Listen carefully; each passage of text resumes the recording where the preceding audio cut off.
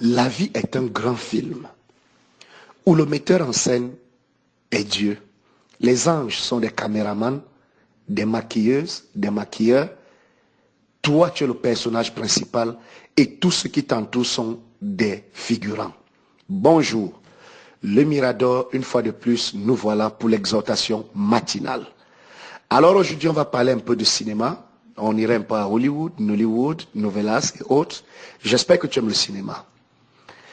Alors écoute ceci. À chaque fois qu'un film doit être produit, on a besoin toujours d'un certain nombre d'éléments. On a besoin d'un bon scénario qui a été écrit par quelqu'un qui a de l'imagination. Et lorsque le scénario a été écrit, on commence à faire des castings, on commence à faire des auditions afin de recruter des acteurs qui vont incarner chaque personnage sur le scénario. Et lorsque des personnages ont été recrutés, chaque personnage reçoit son scénario qui a été écrit par quelqu'un d'autre, parfois par la personne elle-même, et chaque acteur doit apprendre par cœur son personnage et doit incarner son personnage pour le film. Il en va de même pour nous tous ici.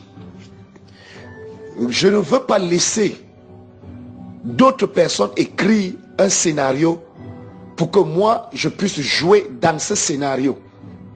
J'aimerais écrire moi-même mon scénario. On a plusieurs acteurs aujourd'hui qui sont non seulement des producteurs, et eux-mêmes ont écrit leur scénario et ils sont des acteurs principaux dans leur propre film. Qui écrit ton film? Qui rédige le scénario de ton avenir? L'avenir appartient à Dieu. Le présent t'appartient.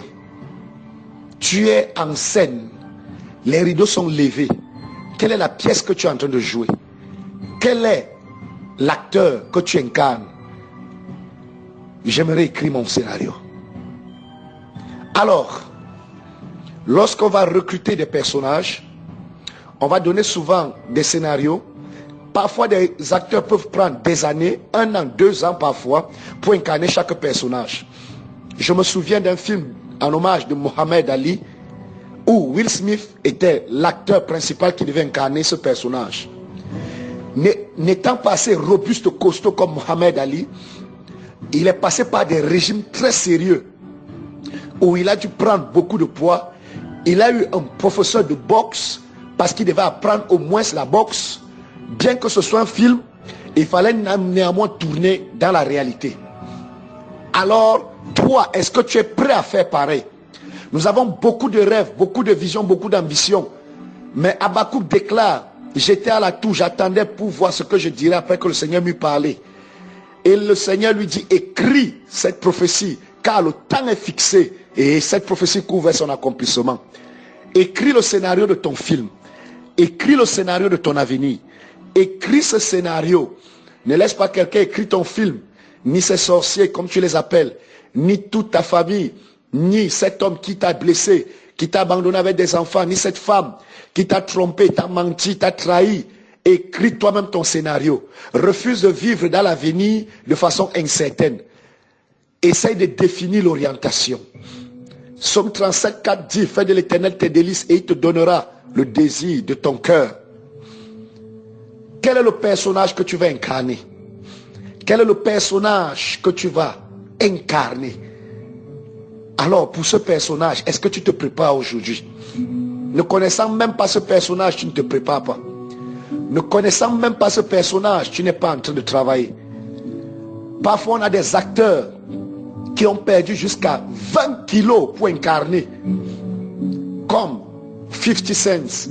20 kilos parce qu'ils devaient perdre du poids afin de jouer le rôle, un certain rôle dans un film. Ils sont prêts à risquer leur vie pour que nous asseyions et on puisse les voir à la télé acclamer, payer des tickets de cinéma, payer des DVD.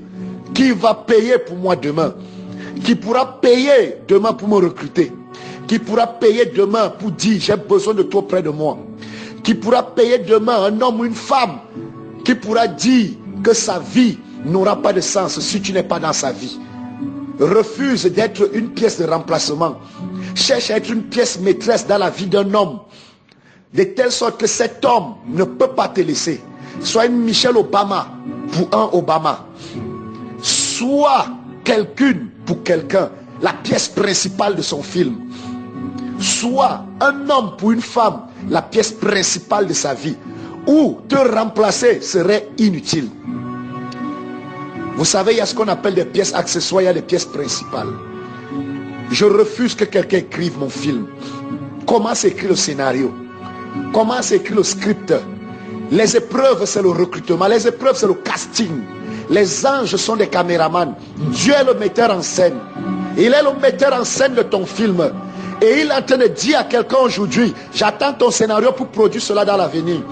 Est-ce que quelqu'un peut écrire le scénario de sa vie? Refuse d'avancer dans l'avenir sans scénario. Refuse d'arriver dans ton avenir sans avoir un personnage que tu vas incarner.